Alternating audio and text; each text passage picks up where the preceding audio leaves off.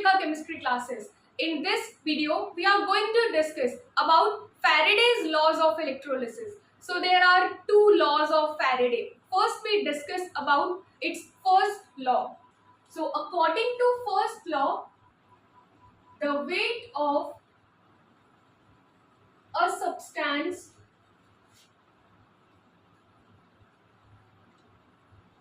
liberated during electrolysis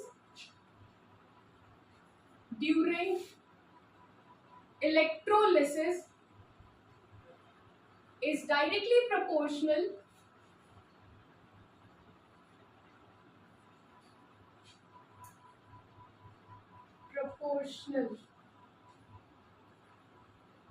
to the quantity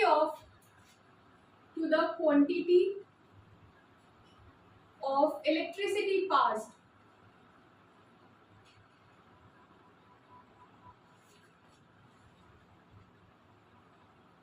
So जो Faraday का first law होता है, फैराडे के फर्स्ट लॉ के अकॉर्डिंग जितना भी हम लोग इलेक्ट्रिसिटी पास करवा रहे हैं वो बिल्कुल डायरेक्टली प्रोपोर्शनल होगा कि कितना मेटल या कितना सब्सटेंस डिपॉजिट हो रहा है.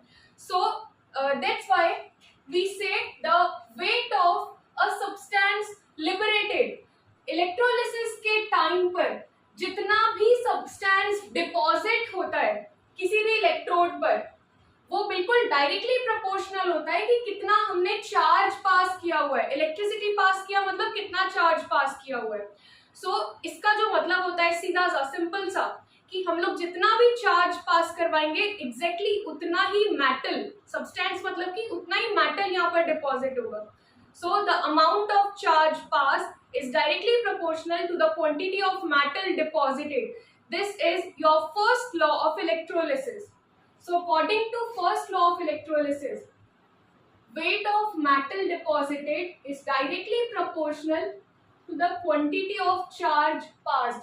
W is directly proportional to यहाँ पे क्या हो जाएगा Q कि कितना metal deposit हुआ है कितना charge pass करने पे. That is your first law of electrolysis.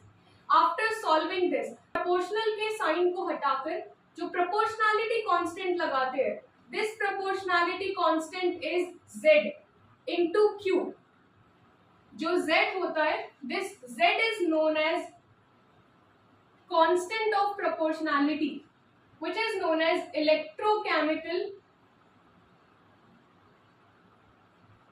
equivalent constant. Electrochemical equivalent constant जिसे हम लोग क्या कहते हैं इलेक्ट्रोकेमिकल इक्विवेलेंट कांस्टेंट. तो अब यहाँ पर हमारे पास में जो फॉर्मूला बना है W is equals to Z into Q. But if you are solving a numerical, अगर हम लोग कोई क्वेश्चन सॉल्व कर रहे हैं और उसके अंदर हमको डायरेक्टली चार्ज नहीं दिया हुआ है, करंट और टाइम दिया हुआ है, तो जो इन सबके बीच का जो रिलेशनशिप होता है वो क्या होता है W is equals to I into T. This I is current and T is for time. So we replace this Q with I into T. So we use this formula W is equals to Z into I into T if current and time is given in the question. सो इस तरह से हम लोग Faraday first law के questions अगर हमारे पास में आते हैं तो उन्हें हम लोग सॉल्व कर सकते हैं. इसके बाद अभी हम लोग यहाँ पे देखते हैं कि जो Z होता है इलेक्ट्रोकेमिकल इक्विवेलेंट कांस्टेंट, इस इलेक्ट्रोकेमिकल इक्विवेलेंट कांस्टेंट का वैल्यू हम लोग कैसे निकाल सकते हैं. सो Z इज इक्वल्स टू ये हो जाएगा इक्विवेलेंट वेट अपॉन 1 फैराडे. जो 1 फैराडे होता है it is equals to 96500 coulomb. तो जब अगर हम लोगों को Z का वैल्यू कभी निकालना होगा तो हम लोग कैसे निकाल सकते हैं equivalent weight upon 96500 coulomb. But the question is कि ये जो इक्विवेलेंट वेट है इस इक्विवेलेंट वेट को हम लोग कैसे निकाल सकते हैं किसी भी मेटल के. तो इक्विवेलेंट वेट जो होगा which is denoted by E, हम इसको निकाल सकते हैं with the help of molar mass of that metal. Electron transfer जैसे कि जब हम लोग हाफ इक्वेशंस बनाते हैं तो हाफ इक्वेशंस में होता है ना कि कितना इलेक्ट्रॉन हमने डोनेट करवाया है, कितना इलेक्ट्रॉन एक्सेप्ट करवाया है। तो जितना भी आप इलेक्ट्रॉन डोनेट या एक्सेप्ट करवाओगे उस मेटल के लिए, उसको उसके मोलर मास के साथ में बस हम लोगों को क्या करना होगा, उनको आपस में डिवाइड करना होगा। तो इस तरह से हम लोग इक्विवेलेंट वेट निकाल सकते हैं। एक बार इक्विवेलेंट वेट आ गया, then you can calculate the value of Z। अगर कभी हम लोगों को चार्ज कैलकुलेट करना रहा तो चार्ज कैलकुलेट करने के लिए एक सिंपल सा फॉर्मूला होता है, Q is equals to N into F। यहाँ पे क्या होगा, जो N होगा, N मतलब होगा number of electrons, and F is 1 faraday which is equals to 96500 coulomb. तो देखते हैं, अगर हमारे पास में कोई एल्यूमिनियम आयन है 1 mole and we have to convert this ion into metal, then it requires 3 electron। अगर हम लोगों को क्या करना है, इसका रिडक्शन रिएक्शन शो करना है, एल्यूमिनियम ट्राई पॉजिटिव को एल्यूमिनियम मेटल में कन्वर्ट करना है, तो हम लोगों को क्या करवाना पड़ेगा, 3 इलेक्ट्रॉन्स इसको देने पड़ेंगे। जितना भी इलेक्ट्रॉन्स लगता है ये हो जाएगा द वैल्यू ऑफ n। यहाँ पे n का वैल्यू कितना आ गया, 3। तो अब इजीली हम लोग निकाल सकते हैं कि कितना चार्ज लगा होगा।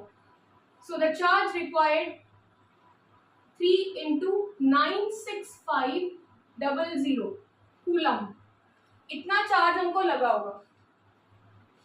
जितने भी नंबर ऑफ इलेक्ट्रॉन्स रहते हैं उन नंबर ऑफ इलेक्ट्रॉन्स को हम लोग क्या कर देते हैं, फैराडे से मल्टीप्लाई कर देंगे, तो हमारे पास में आ जाएगा कि इतना चार्ज लगा हुआ है। After Faraday's first law of electrolysis we see second law of electrolysis. So according to Faraday's second law, when the same quantity of electricity is passed through different electrolytes,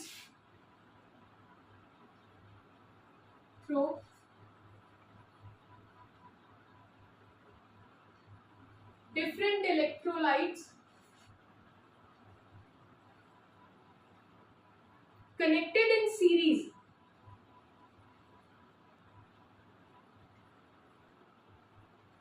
then the amount of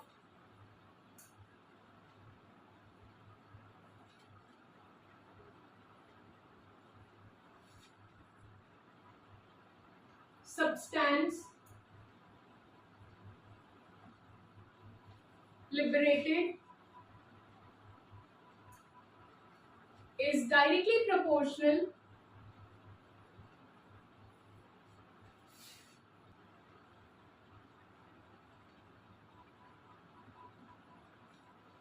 to its equivalent weight।